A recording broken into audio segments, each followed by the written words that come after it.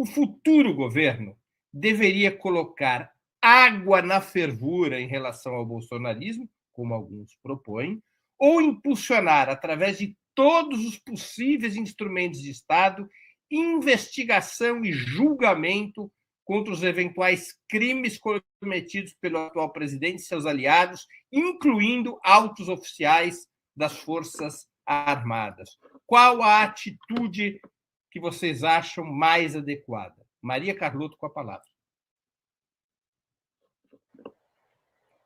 Então, Breno, o problema é o seguinte, é que se você apostar que se você colocar água na fervura, a fervura vai esfriar, até poderíamos considerar isso, mas é muito pouco provável, né?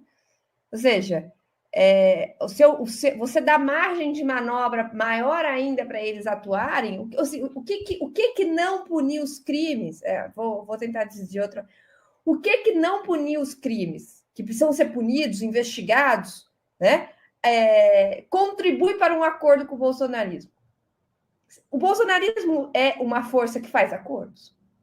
Então, assim, essa tática de jogar água na fervura, no sentido de esfriar, né, de acenar com possíveis acordos, tirar a foto do Bolsonaro, né, achar que o Bolsonaro é uma pessoa e o bolsonarismo é uma força política como outra qualquer, eu acho que ele parte de um pressuposto totalmente errado sobre o que é o bolsonarismo e de profunda incompreensão sobre a sua dinâmica política.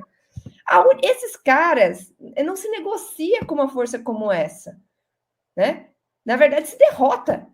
E para derrotá-los é fundamental investigá-los, deixá-los na defensiva, né? Diminuir sua margem de manobra.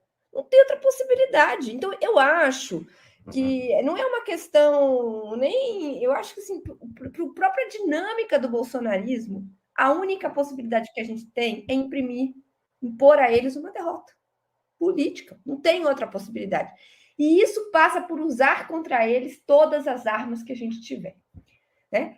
As armas jurídicas, as armas ideológicas, as armas políticas, né? Tensionar, pressionar, deixá-los na defensiva e colocar no país, eu acho que isso é uma coisa que a gente tem discutido aqui, uma outra agenda, né? Uma outra agenda, diferente da agenda que eles querem nos criar, uma agenda moral, muito baseada na temática religiosa, que tem eco. E qual é a nossa agenda? A agenda que a gente, uma vez estando no governo e com todas as possibilidades que isso nos dá, a gente vai colocar para o país. É uma agenda sobre educação, sobre futuro, sobre reconversão econômica. Então, eu acho que a gente não tem escolha. Na minha opinião, dada a natureza do bolsonarismo, a única possibilidade que a gente tem é impor a eles uma derrota. Porque se eles não forem derrotados, eles vão nos derrotar. Valério Arcari, com a palavra. Bom, eu concordo em gênero, número e grau com Maria Carlotto. Creio que falou muito bem. Não há normalização de uma corrente neofascista. A tendência, Breno, é que o Bolsonaro seja a liderança da oposição com um discurso exacerbado e apoiado na mobilização reacionária da sua base social. E, portanto, ao contrário da experiência dos governos de 2003 até 2016, o desafio que está lá colocado para a esquerda brasileira é, a partir do governo, ter iniciativa de mobilização. E isso significa, sim, que não pode haver normalização. Quer dizer, imaginar que o bolsonarismo vai se transformar num partido eleitoral que vai fazer discursos no Congresso Nacional é ignorar o fato de que o bolsonarismo tem um pé na legalidade e um pé no golpismo permanente. A subversão política do governo vai ser o centro da estratégia do Bolsonaro, tentando acumular forças para o próximo embate eleitoral. Ele tem aliados no governo do Rio de Janeiro, de São Paulo, de Minas Gerais. Ele vai tentar articular um movimento político que será uma ameaça frontal à governabilidade do Lula, e isso exigirá mobilização, ou seja, há que fazer a disputa no terreno judicial, porque foram cometidos crimes de responsabilidade, perdendo o cargo, ele perde a blindagem institucional, estará vulnerável à investigação, será central favorecer as condições para que essa investigação possa ser feita, que Bolsonaro seja criminalizado. A sua condenação seria uma derrota frontal da corrente neofascista no Brasil, teria um efeito de desarticulação, desmoralização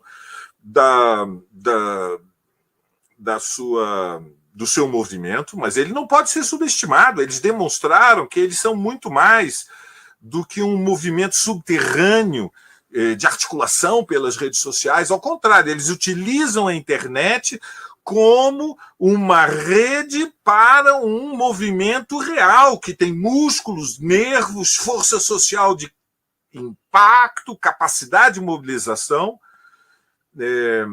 As notícias dos últimos dias é que o Bolsonaro está louco para fazer uma declaração de apoio aos extremistas que estão nas ruas. Ninguém sabe como vai ser o dia da posse, portanto, o dia da posse tem muita importância a sua preparação. É vital que haja centenas de milhares em Brasília no dia da posse. É um papel dos movimentos sociais, do movimento sindical negro, de juventude, dos movimentos de mulheres, dos movimentos ambientais, indígenas. Organizar caravanas é um processo de mobilização que tem muito, muito impacto e vai ter repercussão internacional. Eu tenho grandes expectativas, acho que a aposta no 1º de janeiro é muito, muito importante, mas vai ser o início de uma disputa dura, complicada, que nós teremos com os fascistas. Eles estão de pé ainda, eles precisam ser derrotados, e eles podem ser derrotados.